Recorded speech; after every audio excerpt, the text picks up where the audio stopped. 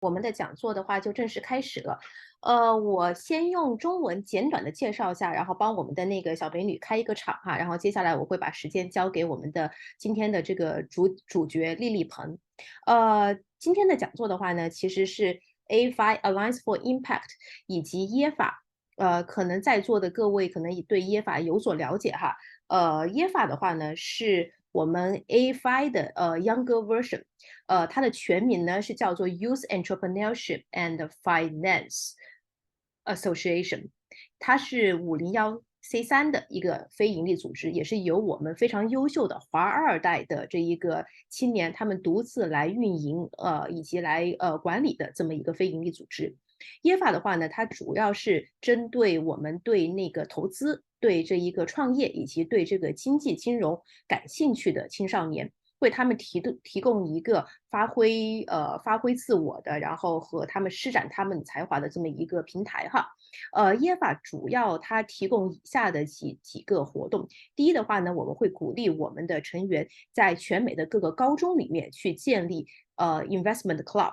第二的话呢，耶法会每年举行自己的一个投资比赛以及创业比赛，来鼓励我们的华二代呢，去更多的去投身于我们的这一个创业的这么一个兴趣。此外的话呢，耶法的话呢，我们还会定期的举行一个在线的公益讲座，包括我们非常受欢迎的职场介绍的这么一个讲座系列。这个讲座系列的 Co-Founder 之一的话呢，也是我们今天的这位嘉宾丽丽鹏。更多的想要了解耶法的这一个 club 的家长的话呢，一会儿您可以扫一个二维码加到群里面，我们会邀请你加入我们的家长群，可以了解更多的详情。今天呢，我们的主角呢是我认识很长时间的一位小妹妹哈，也是我们耶法的管理成员之一。丽丽鹏，大家可以看到，我现在在屏幕上展示的丽丽鹏的这一个她的简历哈。她目前呢是12年级的高中生。此外的话呢，她还获得了2023年的 IPPF World Debate Champion，所以是非常优秀的一位我们的华二代的学生哈。同时的话呢，他也是长期的为耶法来主持我们叫做 Gen Z Career Path Seminar。他们邀请了非常多的不同行业的嘉宾来为我们的华二代来介绍他们各自的行业以及他们的工作，希望呢给我们的华二代的择业，包括他们的专业选择呢提供一个参考。更重要的是呢，丽丽鹏呢，她同时是一个有超过100个 member 的 non-profit organization，叫做 Project Lotus 的 founder。所以今天的话呢，他会来给我们详细的介绍，作为一个华二代的学生，如何去建立自己的一个 non-profit。此外的话呢，如何将自己的 non-profit make it more impactful。好，现在我就把时间交给我们的小美女。好的，谢谢 Allison. Hi everyone, my name is Lily. Thank you so much to Allison for that wonderful introduction. I am so honored to be here and I'm so excited to speak to you all today. So can you all see my screen? 可以。Awesome. Thank you. So today's seminar is all about how to stand out as a community leader and how to make an impact as a student. So today I'm really excited to talk to you about not only my experience, but the lessons that I've learned from all the different things that I've done and how you all can get involved as well as leaders in your community. First, Allison already gave me a great introduction, but just a little bit about me. Like Allison mentioned, I'm a senior at Riverhill High School and I'm super passionate about community service and leadership. So some of the things that I've done are the Gen Z seminars, founding Project Lotus, which is my nonprofit organization. I'm currently the API Commission's student commissioner, and also the corresponding secretary. And some of my accolades include being a 4-time National Carson Scholar and a 2-time Gold Presidential Service Award, along with the 2023 IPPF World Debate Champion. So, in this seminar, we have a couple of things that we are going to talk about. First, I will introduce myself, which I already did. Second, I'll go over the importance of community service. Third, I'll talk about how to find a cause. Next, I'll talk about my story. And then after that, I'll give you all a unique leadership opportunity, which we are making available to all of you Yefa members. And then finally, we'll talk a little bit more about leadership and different initiatives. Before I talk about why community service is so important though, I did want to let you all know that the chat is open for questions. After I go through this quick presentation, I'll open up the floor to Q&A. So anytime throughout the seminar, if you have any questions, feel free to leave them in the chat box and then I'll do my best to answer them at the end of the seminar. Perfect, so let's get started. Why is community service so important? Well, there's a couple big reasons that stand out to me. First, and the most important reason is that you are able to make an impact and make your community a better place by giving back. I like to think of it like this. As a student, I'm only going to be in my high school community and my local community for so long. And after my time here, I want to have something that I'm able to leave for the next generations of kids to come. And community service and starting your own project is a great way to do this, to know that you are doing your role and doing what you should do to give back to your community and make it a better place, so that maybe when you come back from college or even from your career later, you know that you've transformed the place that you come from. Second, it also helps you to develop your personal skills like leadership, which we'll be talking about today, to better prepare you for the future. I can definitely say that through community service, I've been able to do organization skills, initiative skills, learn how to take risks, and do a lot of things that wouldn't have been possible had I not done community service. Next, it'll also help you to discover your passions. As you go forward, you'll understand that when choosing a college or career, you first have to know what you care about, what your cause is, and what your passion is.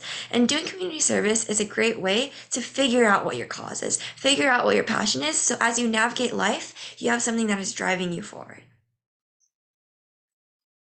So, what I've gained from my community service, I wanted to give some examples from my personal journey to show you what community service can do for you as a student or the parent of a student as well. First, I have a really great sense of fulfillment knowing that my work has helped others. It's really heartwarming to know that I've started different traditions or created different initiatives that will last beyond my time at my high school and beyond my community and pass it down to the generations below me. Second, I've been able to develop a closer relationship with my community. When you go out in the community and you work, you'll not only get to know everybody better, which makes a community feel more like a family, but it also helps you to establish these connections, which are really, really crucial. And that kind of ties to the unique experiences and meeting diverse people. When you go out in your community and you get involved, doors will open for you. And there are doors that you never thought you would be able to walk through, but when you get involved, you'll start seeing these opportunities. For example, I never thought that I would be invited to testify at the Maryland General Assembly, but I was, because I chose to take that first step and get involved in my community and start showing up at different events, doing what I can to give back. And I also met a lot of diverse people, from elected officials to community leaders to even like-minded youth that I collaborate with in my different initiatives. These are all people that you will learn from, work with, and ultimately grow together with. And of course, you'll have a lot of leadership, initiative, and problem-solving skills as well. So, I want to talk about how we can find a cause, because inevitably in our society, there are a lot of different issues that we see and a lot of different issues that youth especially will grow up to tackle. So how do we find our cause and make it really, really personal to ourselves, so that not only are we super passionate about it, but we also have the means to make a change and make the impact? Let's talk about where to start. First, you want to look at issues within your community. When you try to find a cause, it's really tempting to look at these big global issues like global warming or world hunger. And I'm not saying these aren't great causes, but when you're first starting out, I heavily encourage you to look at your local community and see the existing problems there. This is because if you start within your community, you have a launching point and you are easily accessible to all of the different means and ways to go about to tackle this problem because they're quite literally in your own backyard. So I was able to do this and look at the different things that youth near me and youth across the country were facing to try to find different issues that I really cared about. Another thing you have to consider is what interests you or what really excites you. Because in your cause, you shouldn't only look at how much impact does it make and how much are people going to be benefited by it, but you also have to consider, is this something that I actually care about? Because I'll talk about this a little bit more later, but when you have a cause, you have to truly dedicate 100% of yourself to it. And when you have a cause, you want to make sure it's something that you really care about to make sure you're putting not only your best foot forward, but people can tell when you are advocating and spreading your cause if you genuinely care about it or not. Another thing you need to think about is what do you really want to see change or happen? For example, if you don't like the way that redistricting in your county is working or other issues, think about what you want to see instead, what you want the solution to be, because when you're finding a cause to work towards, you can't only look for it by looking at problems, you also have to look at the solutions so that when you have that cause, you have a starting point of where to go. Make sure to do your research too. Lots of online resources that can help you. And also when you do research, you can find statistics, which are helpful to get other people to join onto your cause. And finally, look to other organizations around you and see what they're doing. This is part of doing your research. At the end of the day, when you're starting an initiative as a community leader to make an impact, a lot of it is research. And you can pull inspiration from other organizations and even the organization I'll talk to you about today to see what you really care about and what you want to do. So let's talk a little bit about my cause. After I went through all the steps I just went through, I came across two different causes that I was especially passionate about. And these fell under the value of equity and representation. So I'll talk about these individually. First, I really cared about equity and making sure that everybody had equitable access to resources and education. Because as somebody who grew up in a poor neighborhood and then moved to one where there were more resources, I saw this discrepancy firsthand and how much this can really impact a student's lives. And that's part of the reason why I started the Gen Z seminars. Some of you may be familiar with this, but this is basically where we invite industry professionals from Wall Street investors to Microsoft computer engineers to come and talk to youth about the different career paths that they can take. And through this, we've been able to access an audience of thousands of youth and invite numerous professionals to come talk to us. The second cause that I wanted to introduce to you, and the one that will be the focus of today's presentation, is greater representation for the AAPI community. AAPI stands for Asian American Pacific Islander. And when I looked around me, I saw a lot of issues within the community with things like stereotyping, misinformation, and lack of representation. And I knew that this was something that I not only wanted to do for my community, but also for myself, to embrace this part of my identity, which I would never be able to change and would always be a part of me. So for that reason, I started Project Lotus. This is where I'm going to talk a little bit about my story, so you can hopefully gain some inspiration for your own initiatives or own projects going forward. So what is Project Lotus? As I mentioned, this was my organization, my nonprofit youth organization that I came up with. I grew up in the Deep South. I lived there for over half of my life. And when I was there, I grew up ashamed of my Asian American identity because we really lacked representation at the time. Watching television, I never see faces like mine. Attending community gatherings, I never see my culture there celebrated. Sitting in my classrooms, I never learned anything about API contributions to US history, and it really made me feel like I didn't belong. And because of this, I guess there was a reason that when I got my first American Girl doll, she was blonde-haired and blue-eyed instead of a brown-eyed girl like me. But it got to a certain point where I grew tired of feeling unrepresented and feeling ashamed of my identity, and I knew that I didn't want to hide a part of me that I could never change. So I chose to embrace my culture instead, and that's when I started Project Lotus. I was really motivated to combat the stereotypes and shame that was imposed on the Asian American Pacific Islander community, especially after the pandemic and the spike in hate crimes. And that's when I founded Project Lotus. Project Lotus started just at my high school at the entirely local level as a student group. However, we have since expanded to a bunch of other schools and chapters across Maryland, and we are looking to expand nationally now. I began advocating for fair representation of AAPI, and people soon joined my initiative. And now we have impacted thousands of youth through our work, and we have over 100 members that are actively working to fight for representation in our community. And through this entire process, I was, kind of initially doubtful. Would this work? Would people even care to join the cause? Because I didn't see a lot of people making organizations for AAPI voices at the time. It was something that was almost stigmatized, like talking about your AAPI culture and your experience. But as I started to work and we gained recognition from local and state level officials, I knew that there was support for this, and I knew that we could make a change. So I want to talk to you a little bit about Project Lotus's pillars of action. And through this, I hope you can see how every organization and nonprofit always needs to have some sort of structure and governing mission. So I'll talk to you a little bit about what our governing actions are through our 3 pillars. First, we have student advocacy. Student advocacy is basically students using their voice to get involved and advocate for the things and the causes that they care about.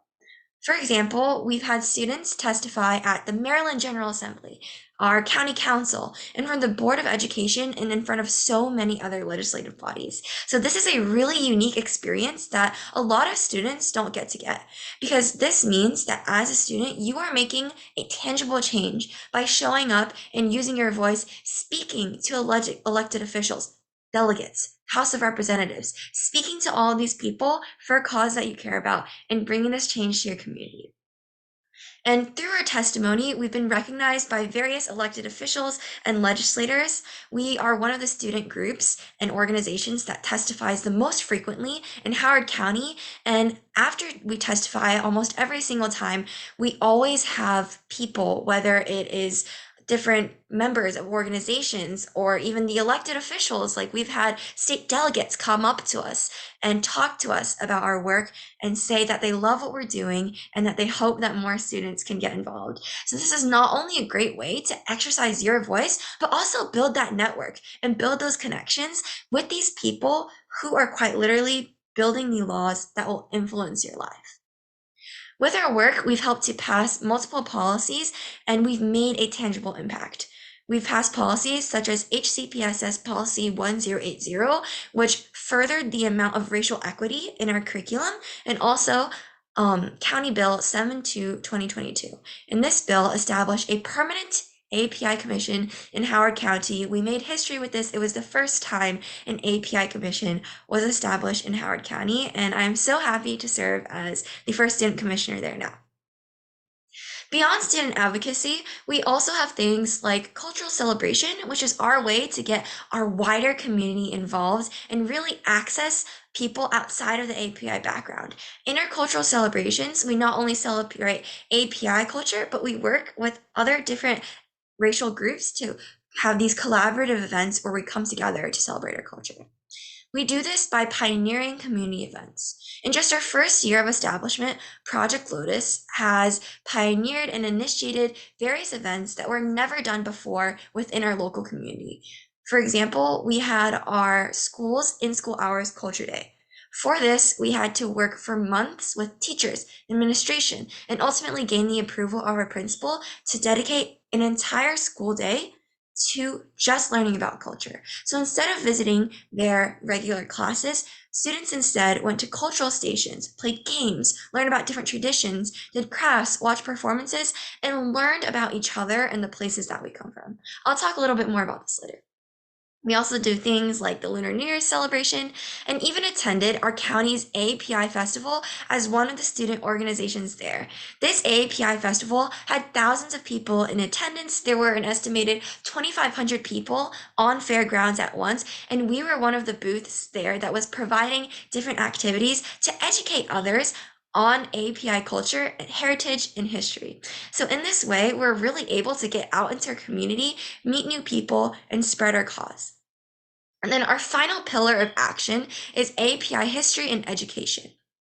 What we did for this is we realized that when we looked at our state curriculum for history, there was almost no API representation, even though we know that Asian Americans and Pacific Islanders have played a crucial role in US history, whether it be the landmark Supreme Court cases, the Chinese corpse in the World War, or anything else. For this, we created material to distribute to teachers across Howard County Public Schools. Basically, we created 4 presentations totaling 31 slides covering 19 API figures and 5 historical events that kind of educated people on the contributions to US history done by AAPI. And the reason why this was influential is because we noticed after talking to teachers that they were willing to educate their students on this, but they didn't have the resources and they didn't have the sort of information to present. So we created this material, which was sent out to all the teachers in our county of tens of thousands of students. Now that you know a little bit more about our pillars of action, I wanted to just share a couple of photos from one of our recent events. This was our culture day at our school, where we had thousands of students get involved, not only learning about other cultures, but also spreading their own and volunteering and learning service hours, getting involved in the community while learning about others as well. To give some further details, we had over 20 cultural stations and over 2 hours of performances. So these cultural stations included anything from traditional games, crafts, educational posters and booths, and other things which help to share culture amongst our students.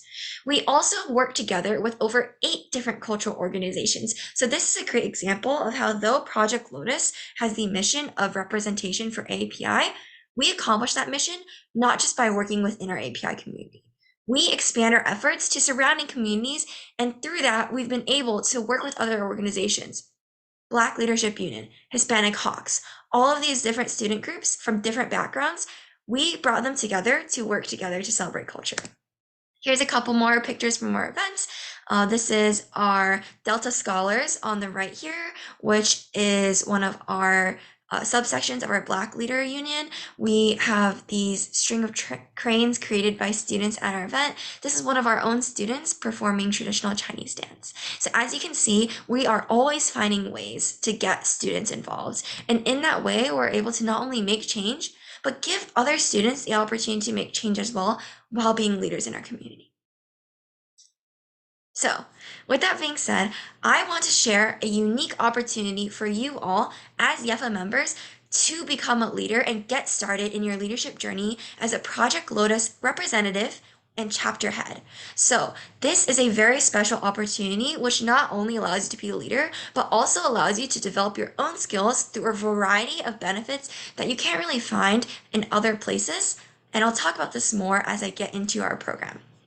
However, before I give you more details about our program, I want to talk about a couple of the traits that make a leader and what we're looking for to build in you as a leader. When I think of a leader, I think of 6 key aspects. And no matter where you go, I hope that you can keep these 6 aspects in mind because they'll prepare you for virtually almost any situation as a leader. First, you must be ambitious. Any leader always has to have big dreams. And when I say big dreams, I say don't be afraid to do things that have never been done before. When I started Project Lotus in our first year, and we went out trying to do all these big ideas like starting school-wide events where we basically said no actual math or English for a day, let's learn about culture instead, people thought it was impossible at first. I would talk to my friends about it and they would say, no way, there's no way that's happening. But as a leader, you have to be ambitious and dream big. That's what sets you apart as a leader.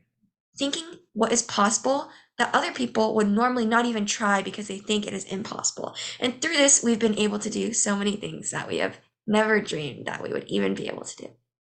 Second, you have to be a quick problem solver. So as a leader, you're going to encounter a lot of situations where you don't have a solution prepared. I'll give you an example. When I was hosting performances in my community, I put together over 2 hours of performances showcasing different cultures like dance, singing, other things across all different backgrounds, cultures, API, Hispanic, and other cultures like that.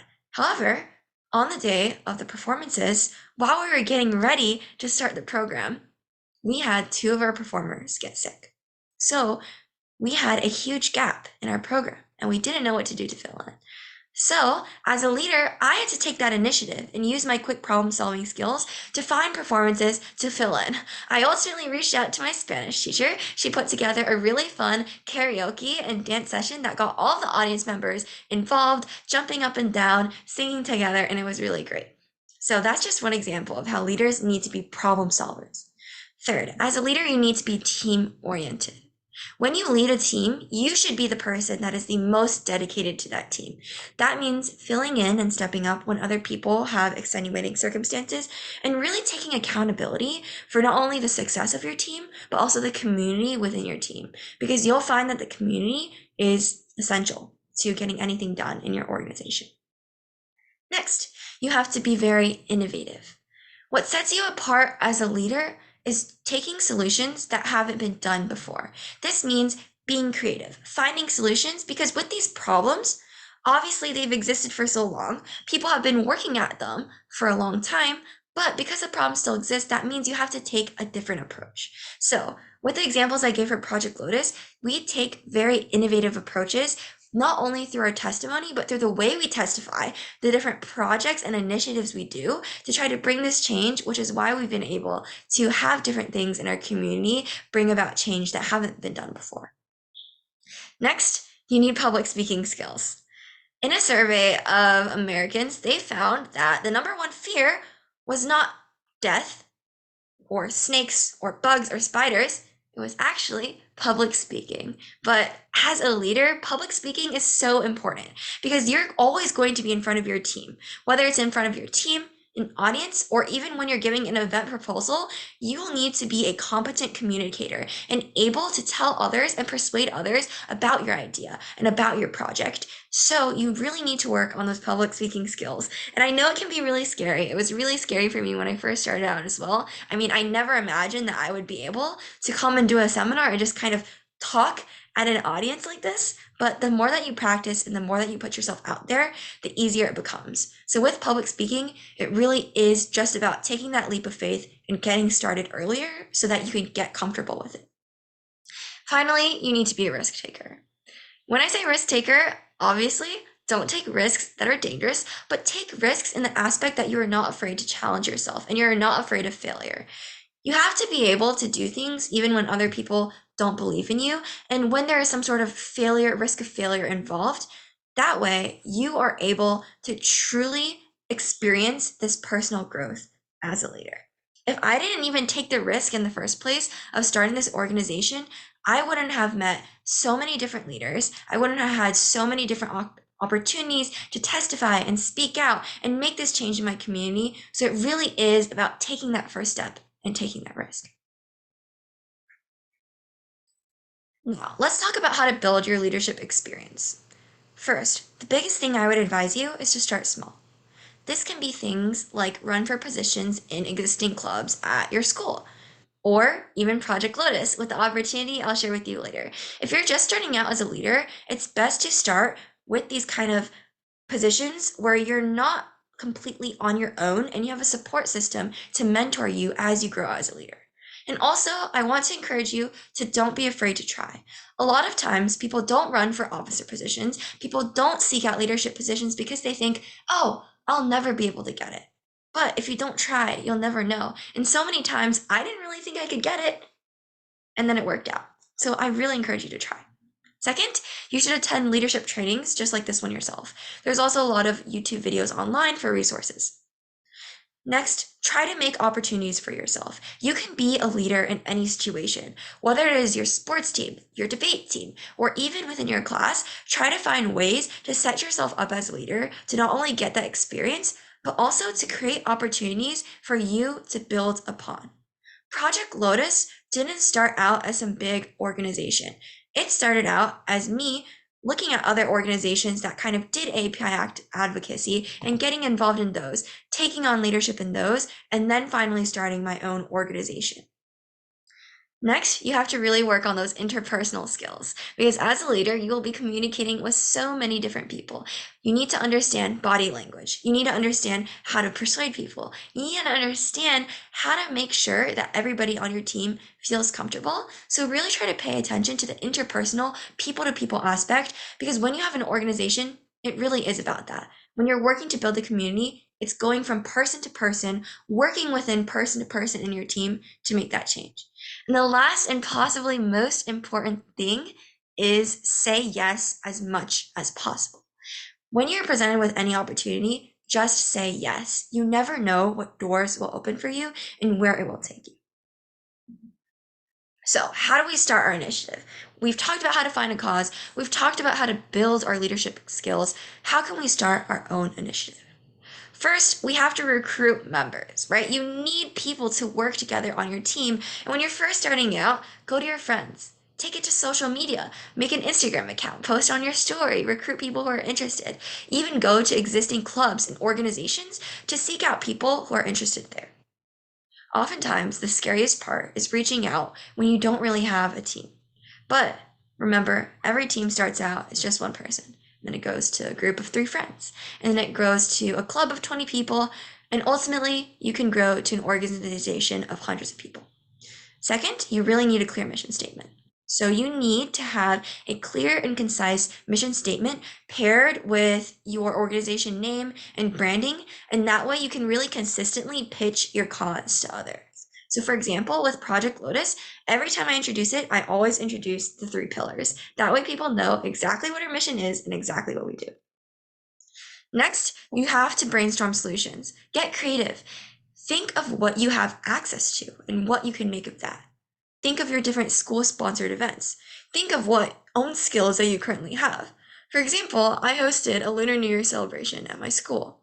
And the reason why is because I thought, what skills do I have? Well, I have a really delicious dumpling recipe, and my friend who's Korean has a really delicious Korean rice cake recipe. And so from that, we were able to build off of what we have to create this great big community event with like 300 people, all the way from kindergartners to teachers and grandparents that were able to come. Make the most out of what you have. This goes back to creating opportunities for yourself. Reach out to the people that you know and meet, and that's really what it is, just making the most of what you have. And finally, I cannot stress the importance of this enough. Keep records. Document all of your progress, your activities, maybe even the funding you get. You can do this through a website, social media, local publications, or more. Your progress is really important, not only for your own use as a leader, but also so that you can show your progress and what you're doing to other people. Speaking of which, Project Lotus, which is my organization, documents their results on our website, which I will put the name of in the chat, project-lotus.org. So if you're interested in learning more, you can feel free to visit there. We have a very detailed outline of some of our past projects, our mission, our leadership team, and other things like that. So I really want to leave this 6-word statement with you. Make it a part of you. When you have an organization, this cause should become a part of you. It should become a part of your values and even a part of your identity as you move forward with the different things that you want to do. And the reason why this is so important is because starting an organization and making change is not easy. If it was easy, then all of our problems would have been solved already and everybody would be doing this. But the reason why you have to make it a part of you is wherever you go, you always have to keep your organization in mind. For example, with my organization, Project Lotus, wherever I go, I always try to tell people about it. Whenever there's a community organization, I register a stand for Project Lotus, and I go there and I pitch our cause and talk to different people. Whenever I have different things like events that I'm having, I always make sure to reach out to everybody I know. Use anything that you have in your life to support your cause. Make your cause a part of you. So with that being said, we've talked about leadership, we've talked about initiatives, we've talked about why it's so important. We want to give you a special opportunity as a leader in your community with our chapters program. So Project Lotus recently started a chapters program, which will allow you to be a leader in your own community and gain this very unique leadership experience. We have a mission. which has 2 parts. First, to unite students nationally and form a collective network of motivated youth working together for change. Second, to uplift other youth leaders by providing resources, opportunities, and mentorship. Let's talk a little bit more about this. So, what is a club chapter? Basically, if you start a club chapter, you're starting your own branch of Project Lotus at your school or your community. So for example, right now, we currently have 4 different chapters. Within the first 2 weeks of launching our program, we already have 4 different chapters.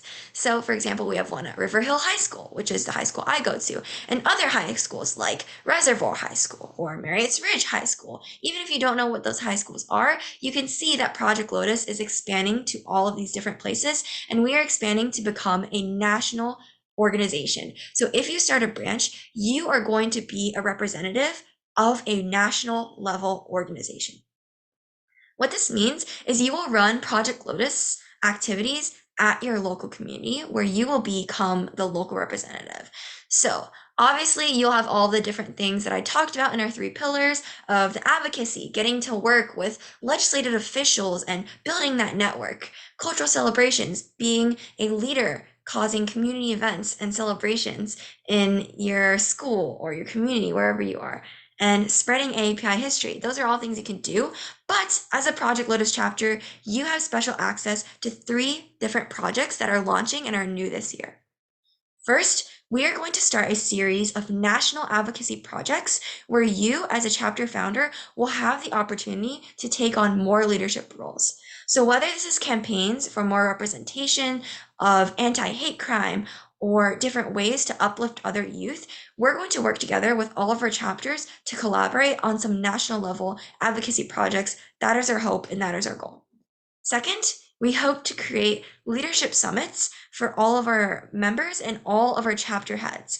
For these, you would be able to come together into one place and learn from different people. We would get guest speakers, like perhaps elected officials or well-known leaders within our community to come and talk to us, give us trainings, and really have a chance to network as students and meet all of these officials and learn for ourselves, honing those leadership skills.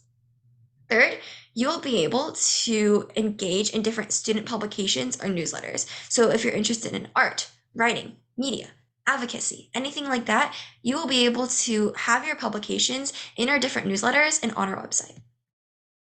So we also have a bunch of different club chapter benefits that will be offered to you if you start a club chapter.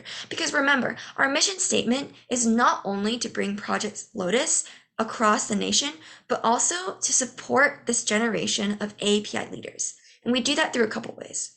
First, we have a lot of guides, informational packets, and training workshops where you can't find anywhere else on the internet. These are unique Project Lotus materials that will help you to develop as a leader.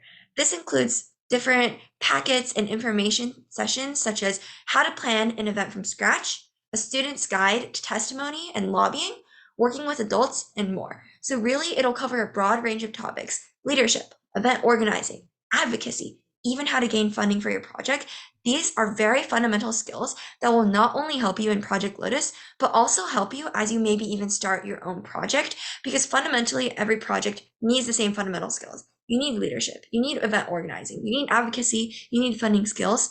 Project Lotus is here to support you on those journeys. Second, we offer optional monthly mentorship meetings where you will be able to meet with one of our Project Lotus executives. So this will either be me, my co-founder, or somebody else on the executive board, and we will meet with you and your local chapter virtually to help you get connected to different resources. What that means is if you want to testify, we'll set you up. We'll find ways for you to speak in front of your legislators. We'll find different ways to help you get started in writing your testimony. If you want to start an event, we'll help you find resources, support for your event. We'll spread your event across all of our other chapters, and we'll help you with marketing, getting the word out, and doing whatever we can to support you. So these monthly mentorship meetings are really for you so that we can help you make change within your community. We are here to support you as a leader. You'll also be connected with a network of elected officials and legislators. It's not listed on our website yet, But Project Lotus does have a couple of partners and other organizations that we work with. We work with the API Youth Ambassadors Program, and we also work with Howard County Chinese School and a bunch of other organizations. So through that, you will be able to connect with a network of different organizations, elected officials that have supported us for a long time, and other legislators. On top of that, you'll have access to all of the existing Project Lotus resources. So those API history presentations that we sent out to the whole county, you'll have access to those. You can make that same impact in your community, making an impact across your county and your state using these resources that we've already provided to you. All you have to do is take that first step, reach out, get started as a leader. You also will have access to our event proposals and our different informational packets, which help you to be a leader in your community. We also have different merchandise, like different shirts, tote bags that we're working on with our Project Lotus logo and other things that you will have access to. And you can take part in large-scale national collaborative events like the ones I talked about before. You're also going to learn more about your heritage while helping others. So this is also something that I really wanted to talk about because it's part of my personal growth journey a lot. Through Project Lotus, I've come to really love and appreciate being Asian American, even though I grew up in Mississippi and Texas, where I was made fun of for being Asian and made fun of for the food I ate. But through this, I was able to come to terms and really love that part of my identity. And finding that love for my heritage has been super crucial as I navigate forward, because no matter where you go, no matter where you are, people are always going to look for people that know their background and can bring diversity and bring culture and bring all of this lovely aspects of coming to love your identity to the different places. I really encourage you all to get to know your own identity, whether you're Asian American, whether you're another race, whether it's your gender identity or anything else, because this is crucial for you in your success in college, in the future, anywhere. And finally, you will be listed as a Project Lotus representative and chapter founder on our website. So in our website, we have an About Us section where we have our team, and there your name will be listed and your school as our Project Lotus representative. So you will become an official ambassador and representative for Project Lotus. So with all of that, I hope that you all will consider becoming a leader and registering your own chapter of Project Lotus. So here is the QR code you can scan. Feel free to scan this QR code and that will take you to our website where you can register your own chapter. If you're having trouble with the QR code, feel free to just visit the website. I'll type it one more time in the chat.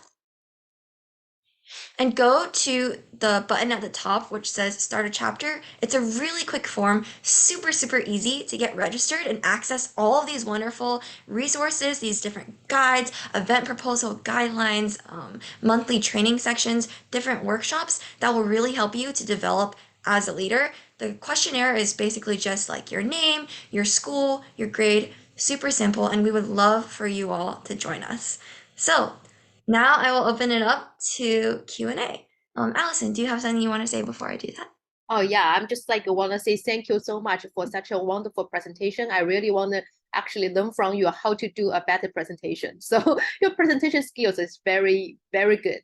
Yeah, so because you are, I mean, debate champion, so no wonder you are very good at present everything to our audience.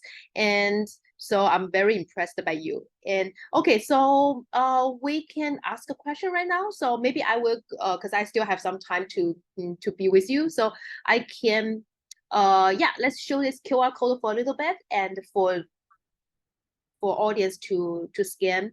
And okay, I will read through the questions for you to answer, so you don't have to go back to see all the questions. And I personally also have some questions for you as well. Awesome. I just pasted the chapter registration link. So just go ahead, click that link, fill it out, and we'll get you hooked up with all the resources, and we'll put you on our website as our official Project Lotus representatives. Okay. So now it's QA time. So Jenny asked, what's your career goal and your dream school? Because you are 12th grade student. So now it's time for you to to submit your application. So definitely a very stressful process, but one that everybody has to go to. So I'm someone that has a lot of interests and a lot of passions. I mean, I think even through this presentation, you can tell like I love doing a bunch of different things. So I'm really still figuring out what I really want to do, but I definitely know that no matter what school I go to or no matter what career I go to, I want to be focused on making an impact. So whether that's through organizations like these or through other things like my career, I think I'm just definitely focused on being a leader, giving back to the community, and making an impact. Okay, so regarding the dream school, sometimes I think that should be a secret because you're gonna apply this year. So don't let the student from the same school know which school you're gonna apply to. So okay, so let's jump to the next question. Charles ask, will you still participate in this organization once you go to college? Because you have so many wonderful experience and so many different things going on. Do you still have time to lead this organization? Oh, thank you so much. So I definitely am going to consider doing this in college. And when I look to what I want to do in college, this is at like the top of my list because this has been one of the things that personally I am the most proud of all the things I've done in high school. Like, all like the different awards that I've won, like those are great and I'm really honored to have those. But I think this is the biggest way that I've been able to touch other people's lives. Like through my club, even just at my local chapter, I've heard from my members how they've learned to love their culture and how they've learned public speaking and leadership skills. I've seen these people that are just little freshmen who can't even like raise their hand to speak in front of the club, go to speak in front of the Maryland General Assembly. And that to me is just very heartwarming. Know that I'm able to work together with all these wonderful young people to do this. So I definitely am going to continue this in college. Okay, so you are welcome to leave more questions in the chat box. At the same time, I will have some questions for Lily too. So I know time management actually is I think that might be the question you get all the time. Yeah, because you have done this, done that, done this, done that. I mean, how you manage your time? So definitely a journey Yeah. with learning how to manage your time. I've been someone who's been very ambitious. Remember, one of the key aspects of being a leader is being ambitious. I've been very ambitious ever since elementary, middle school. So thankfully, I've had time to figure out how to really allocate my time. And the biggest piece of advice I can give is to prioritize. What I mean by prioritize is you should know what you care about the most and set aside time to do that. So that means for me, even when, for example, I was taking my ACT on the weekend, but the day before the ACT, I had to help out with the API festival as one of the commissioners. I had to basically run the festival for thousands of people. And my ACT is super important, but for me, impacting my cause and my community was more important. So I was able to prioritize that and put that to make sure that I could not only also study for my ACT, but also show up and make an impact when I had that opportunity. And the second piece of advice I would give is just to make really good use of all those small moments of time that you have. So like on the car on the way home from school, or when you're waiting for your noodles to boil before you eat lunch, right? You have a lot of these small pieces of the day, and I find that usually I'm able to get like my homework and a lot of other things done during that time. Yeah. So I mean, did you actually give up some of your hobbies because of your community, because of this organization or your ACT or your your coursework? Did you actually give up like sports or party or So part of prioritization is having to let some things go, right? It's an rule. You can't do everything. So what I've done is things that I really loved, but maybe weren't something at the top of my priority list. Like I used to be a rhythmic gymnast. I would practice almost 20 hours a week. I was a level 9 gymnast. So it was a very big time commitment. I loved it. Like I loved expressing myself through dance, but it was making it so that I couldn't do other things like Project Lotus and these causes that I talked about. So what I had to do was I had to choose. And ultimately, I decided that giving back to my community was more important because I was still able to do rhythmic gymnastics when I loved, just instead of competitively, I did it as a hobby or I did it as a coach. And I went back and I taught students rhythmic gymnastics and I did it on my free time, in my living room, stretching and dancing and practicing all of my tricks. So I definitely had in that prioritizing process, one of the biggest things I had to let go was my rhythmic gymnastics. I mean, when you're level 9, that's the last level before level 10, which is when you start getting to the national level, right? So it was a very big commitment. But I can still do the things I love, just you have to prioritize what is the most important to you. And for me, my advocacy was the most important. Okay, yeah. So sometimes you need to sacrifice something. Yeah. Okay, so I mean, I listened your whole presentation, and I know like when you talk about it, it sounds like kind of easy, but I know it's definitely not easy to try to start your own organization and recruit people to be your followers or do something for you. That's super hard. So I mean, any tips for your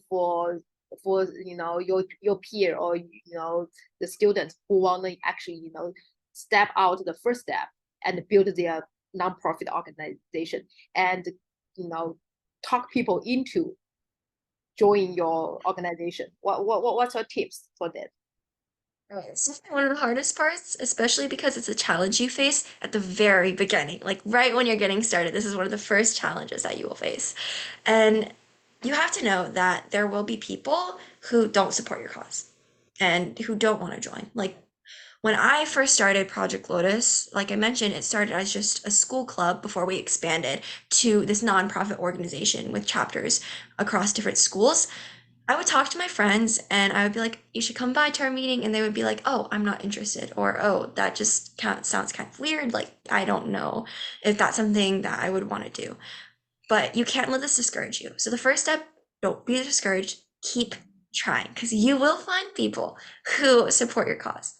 The second thing with recruiting is you really have to use any opportunity possible. So this is what I was talking about when I said make your choice of advocacy or make your cause a part of you.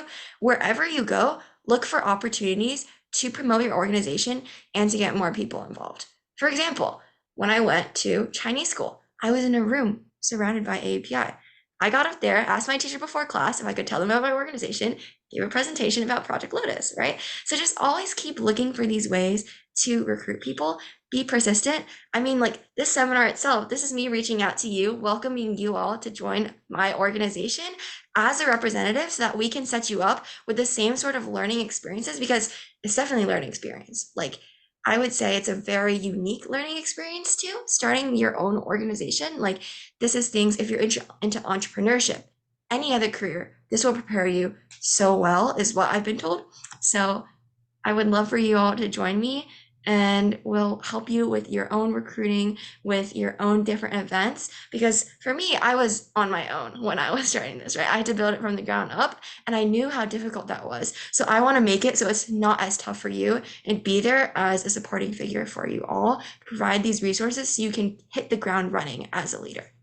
Yeah, I guess I sometimes like a lot of like high school students, they feel they need to have their own organizations, but actually sometimes join other people's organization and maybe build your own chapter is it's the same way, or maybe you can also actually practice your leadership through doing that. So sometimes you don't need to actually oh, I just build an organization and maybe only 5 people joining me. Sometimes you can just build your own chapter and then you learn from other people, and then Exactly. you can just based on other people's experience, and then you go outside and then you go out and just build your own one. Yeah.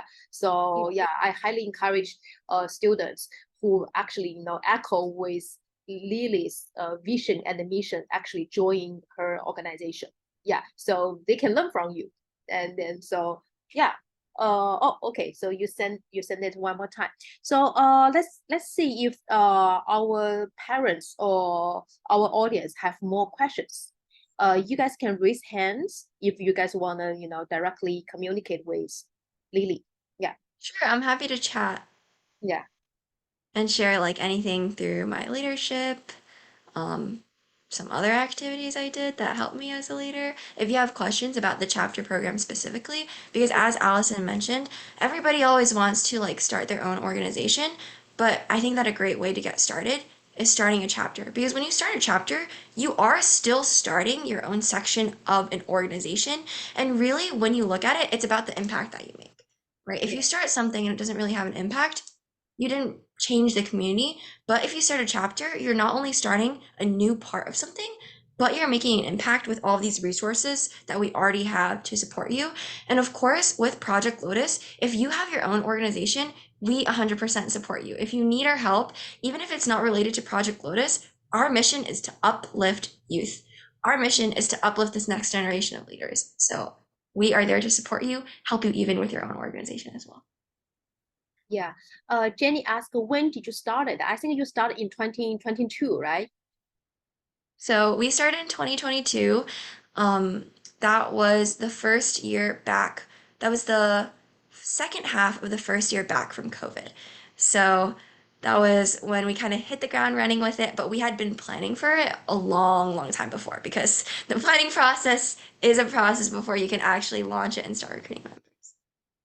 Yeah, and where did you recruit members? People like really care about how to recruit more people. Yeah. It's a challenge. So I recruited members starting at my school. So we started out as a school club. And then from there, I started reaching out to people at other schools. So I would go on Instagram and maybe find people who were also interested in the same things, reach out to them, have them start a chapter, or local organizations. Like, for example, one that I took classes at Howard County Chinese School. And there were a bunch of people that I knew that were interested in there. So we kind of partnered with them. I also knew of an organization, AAPI Youth Ambassadors Program. We partnered with them. Partnering with existing organizations is one of the best ways that you can garner more people into your organization and get more members as well. Did you get, refused sometimes? Oh, People definitely, refuse? yeah. So like, if I would be like to my friend, oh, do you want to join my club? Sometimes they would just say like, no. And it happens because think about it. When you ask someone to join their organization, you're asking for their time. And time is the most valuable thing. You can't get it back. So you have to understand it's not going to be for everybody. But the most important thing is to not get discouraged by that sort of rejection because there will be people out there who are willing to support you. You just have to keep trying. Yeah, just don't take it personal. Yeah, so basically, yeah, some people like you, some people don't like you. They don't have time, they have time. Yeah, so just go to the next one. Yeah. Okay, so that's a very good attitude. So next question, how did your parents support you? Okay, so I think the biggest way my parents support me was always being there for me because as a student, things get very stressful and things will only continue to get more stressful, I'm sure, as I go to college, get a job, but especially in high school the work starts to pile up, especially when you're handling issues like representation, racial equity. Like there are a lot of very sensitive topics and a lot of very sensitive issues that can come up. So a big part of it that my parents were there for me is just whenever I had these hard things, I would be able to talk to them and they would be there as someone who would listen to me and someone they always told me, Lily, I 100% believe in you. So them having that confidence in me really helped me to be confident in myself. Another thing I didn't mention, if you're a leader, you got to be confident. If you're not confident, people won't be confident in you. So that's something I forgot to mention, but make sure that you're confident if you're going to start your own organization. Yeah, actually, you're totally right. Yeah. So do I have more questions? And or you can also always, raise your hand if you want me to unmute you. And if you want to directly communicate with Lily, just let me know. Yeah. Sure, I'd love to just talk to you. And by the way, we're gonna share this recording in our WeChat groups. I already sent my WeChat ID in the chat box. So if you are not in AFI WeChat groups, please just add me, and then I will invite you into one of our groups. So I think the next week, yeah, we will release the recording. I think that's a very good recording you can share with your child if they really want to, start something like Project Lotus. Yeah. Okay, if nobody have questions, we're probably gonna just wrap it up. Yeah. Okay, awesome. So before we end the meeting, I just wanted to thank you all so much for coming. I always have so much appreciation for the people who are interested in learning about Project Lotus, and I'm so glad that there are so many people who are interested in becoming leaders as youth, because that way I'm confident that in the future we'll have some really great change makers and a really great impact on our community. So once again, I highly encourage you to register your chapter of Project Lotus, get access to all of these really great resources. Remember, it's not just digital resources like our event proposals, different guides. You get live training sessions. You get one-on-one mentorship sessions because we are here to help you become the best leader that you can be. So thank you so much to you all for coming today. And thank you so much, Allison, Afi-Yefa, for hosting me. I'm so grateful to have worked with you all. I mean, through Gen Z seminars, through this, just such an amazing organization. And I encourage you all to keep getting involved with Yefa as well. So thank you so much, everybody. Okay, thank you. Thank you so much, Lily. Yeah. So I already I just typed my WeChat ID in the chat box because somebody asked, well, where's the WeChat group? Yeah, you can add me and then I will invite you into one of our groups. Okay, so thank you so much. I will turn it off if nobody have more questions. Okay, thank you so much. Good night. Thank you for coming, everybody.